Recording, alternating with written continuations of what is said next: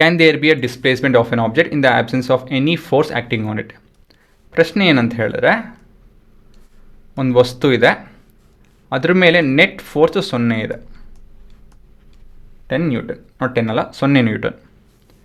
ಈ ವಸ್ತು displays ಆಗೋಕ್ಕಾಗುತ್ತಾ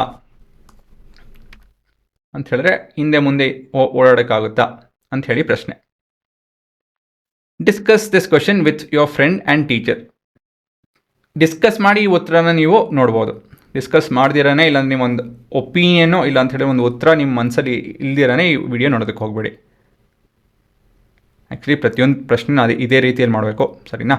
so pass ಮಾಡಿ, ಇಲ್ಲ ಅಂತ ಹೇಳಿದ್ರೆ ಕ್ಯಾನ್ಸಲ್ ಮಾಡಿಕೊಂಡು ಯೋಚನೆ ಮಾಡಿ ವಾಪಸ್ ಬನ್ನಿ. ಮಾಡಿದ್ರೆ ಯೋಚನೆ?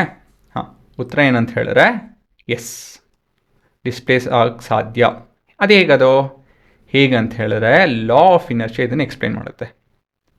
ಒಂದು ವಸ್ತು at rest remains at rest and an object in motion remains in motion at constant speed. ಒಂದೇ ನಿಮಿಷ, ಇದು ಎಲ್ಲೋಯ್ತದೋ?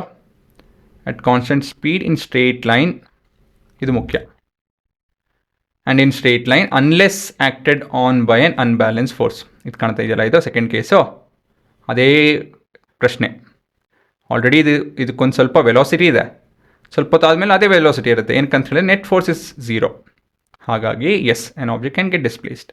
ಸೊ ನಿಮ್ಮ ಉತ್ತರ ಈ ರೀತಿಯಲ್ಲಿ ಬರೀಬೇಕಾಗುತ್ತೆ. Yes, there can be displacement of an object in the absence of any force acting on it. Explanation: as per Newton's first law, an object in motion will continue to be in motion when the net force acting on it is 0. That's your answer.